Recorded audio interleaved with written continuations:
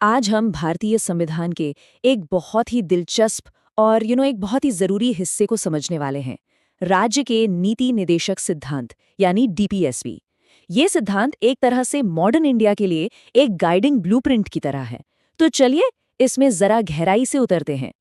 जरा सोचिए, जब भारत आजाद हुआ तो हमारे संस्थापकों के सामने ये कितना बड़ा सवाल था कि एक बिल्कुल नए देश को किस दिशा में लेकर जाना है, उसके गोल क्या होने चाहिए। इसी बड़े सवाल का जवाब देने के लिए संविधान में एक बहुत ही अनोखा चैप्टर जोड़ा गया।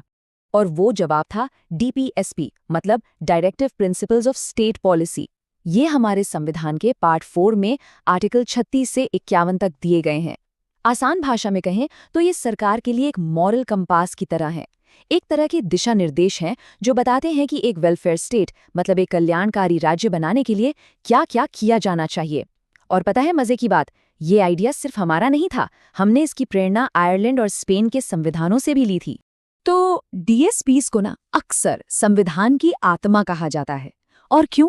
क्योंकि ये सिर्फ राजनीतिक आजादी की बात नहीं करते, बल्कि इनका असली लक्ष्य है सामाजिक और आर्थिक न्याय को पक्का करना, जो किसी भी सच्चे लोकतंत्र की असली नींव होती है। तो ये सिर्फ गाइडलाइंस नहीं है, बल्कि ये हमारे देश की सोशियो इकोनॉमिक पॉलिसीज की बुनियाद है।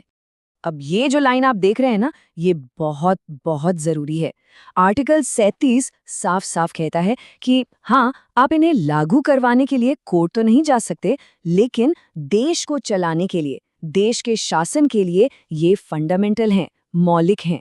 इसका मतलब ये है कि जब भी सरकार कोई कानून बनाएगी तो ये उसकी ड्यूटी है कि वो इन सिद्धांतों को ध्यान में रखे। अच्छा, अब एक बहुत जरूरी सवाल उठता है, फंडामेंटल राइट्स यानी मौलिक अधिकारों और इन डायरेक्टिव प्रिंसिपल्स में आखिर फर्क क्या है? ये दोनों एक ही सिक्के के दो पहलू जैसे हैं, लेकिन इनके काम करने का तरीका एकदम अलग है। चलिए इसे समझते हैं। देखिए, इस स्लाइड पर फर्क एकदम साफ है। आपके जो मौलिक अधिकार हैं, जैसे समानता का अधिकार, वो लीगली इन्फोर्सेबल हैं, मतलब अगर उनका हनन हो तो आप सीधा कोर्ट जा सकते हैं। ये एक तरह से सरकार की पावर पर लिमिट लगाते हैं। वहीं दूसरी तरफ डायरेक्टिव प्रिंसिपल्स लीगली इन्फोर्सेबल नहीं है, लेकिन ये सरकार को पॉजिटिव डायरेक्शन देते हैं कि समाज की भलाई के लिए ये कदम उठाने हैं। तो एक नागरिक की ढाल है तो दूसरा सरकार के लिए एक रोड मैप। और ये याद रखना जरूरी है कि कोई किसी से छोटा या बड़ा नहीं है, दोनों एक दूसरे के पूरक हैं, साथ साथ चलते हैं। तो इन प्रिंसिपल्स को और अच्छे से समझने के लिए इन्हें 3 मेन कैटेगरीज में बांटा गया है। ये 3 कैटेगरीज हमारे फाउंडिंग फादर्स के विजन को दिखाती हैं। सबसे पहले आते हैं समाजवादी सिद्धांत। इनका सीधा सा मकसद है एक ऐसा समाज बनाना जहां बराबरी हो, जहां देश का पैसा कुछ ही लोगों के हाथ में ना हो और हर किसी को काम करने और जीने के सही मौके मिले। समान काम के लिए समान वेतन वाला जो सिद्धांत है, वो इसी का एक बेहतरीन उदाहरण है। दूसरा पिलर है गांधीवादी सिद्धांत, जो जैसा कि नाम से ही जाहिर है, महात्मा गांधी के आदर्शों से प्रेरित है। इसमें गांव के लेवल पर डेमोक्रेसी को मजबूत करने, यानी ग्राम पंचायतों को बढ़ावा देने, छोटे छोटे कुटीर उद्योगों को सपोर्ट करने और समाज के जो कमजोर वर्ग हैं उनके विकास पर जोर दिया गया है। और तीसरा पिलर है लिबरल इंटेलेक्चुअल प्रिंसिपल्स। ये मॉडर्न रैशनल गवर्नेंस की बात करते हैं, जैसे कि देश के सभी नागरिकों के लिए एक यूनिफॉर्म सिविल कोड हो, न्यायपालिका सरकार के दबाव से आज़ाद हो और भारत दुनिया में शांति और सुरक्षा को बढ़ावा दे। तो ये सब सुनने में तो बहुत अच्छा लगता है ना, लेकिन सवाल ये है कि क्या ये बातें सिर्फ संविधान की किताबों में ही रह गईं? जी नहीं, बिल्कुल नहीं। अब देखते हैं कि इस ब्लूप्रिंट को हकीकत में कैसे बदला गया, कैसे जमीन पर उतारा गया। जैसे संविधान का आर्टिकल 40 कहता है कि राज्य को ग्राम पंचायतों को ऑर्गेनाइज करना चाहिए, उन्हें ताकत देनी चाहिए ताकि वो खुद अपने फैसले ले सकें। और इसका नतीजा क्या हुआ? 1992 में आया 73वां संविधान संशोधन, जिसने इस निर्देश को हकीकत में बदल दिया और पूरे भारत में एक 3 टियर पंचायती राज सिस्टम बनाया और डेमोक्रेसी को गांव-गांव तक पहुंचा दिया। एक और बेहतरीन उदाहरण देखिए। आर्टिकल 45 में कहा गया था कि बच्चों को शुरुआती देखभाल और शिक्षा मिलनी चाहिए।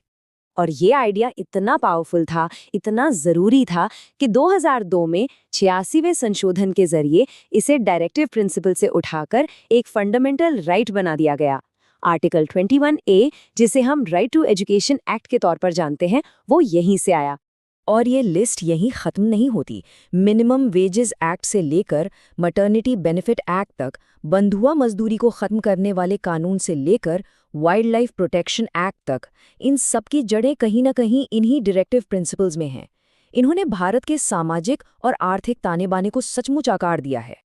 अब एक और दिलचस्प बात, फंडामेंटल राइट्स और डीएसपीसी का जो रिश्ता है ना, वो हमेशा से एक जैसा नहीं रहा। ये वक्त के साथ और खासकर सुप्रीम कोर्ट के फैसलों के साथ इवॉल्व हुआ है, विकसित हुआ है। देखिए, शुरू में 1951 में सुप्रीम कोर्ट ने कहा कि फंडामेंटल राइट्स डीएसपी से ऊपर हैं। फिर गोलकनाथ केस में भी कुछ ऐसा ही रुख रहा। लेकिन फिर आया वो ऐतिहासिक केस, केशवानंद भारती केस 1973 में। यहाँ बेसिक स्ट्रक्चर की डॉक्ट्रिन आई। और फिर मिनर्वा मिल्स केस में कोर्ट ने साफ कर दिया कि फंडामेंटल राइट्स और डीएसपी के बीच का बैलेंस और हार्मनी ही संविधान का मूल ढांचा है। दोनों में संतुलन बनाए रखना जरूरी है। सिर्फ कोर्ट ही नहीं, संसद ने भी समय समय पर इन सिद्धांतों को और मजबूत बनाया है। जैसे 42nd अमेंडमेंट में गरीबों के लिए फ्री लीगल एड और पर्यावरण सुरक्षा जैसे नए प्रिंसिपल्स जोड़े गए। ये दिखाता है कि हमारा संविधान एक लिविंग डॉक्यूमेंट है, जो वक्त के साथ बदलती ज़रूरतों को समझता है और खुद को अपडेट करता है। तो ये थे राज्य के नीति निर्देशक सिद्धांत, हमारे संस्थापकों का वो 70 साल पुराना विजन, वो ब्लूप्रिंट जो भारत को एक वेलफेयर स्टेट बनाने के लिए था। लेकिन आज इस तेजी से बदलते भारत में सवाल ये उठता है कि क्या ये खाका आज भी उतना ही रेलेवेंट है? क्या ये आज भी हमें उस भारत की ओर ले जा रहा है जिसका सपना देखा गया था? ये एक ऐसा सवाल है जिस पर हम सबको सोचना चाहिए।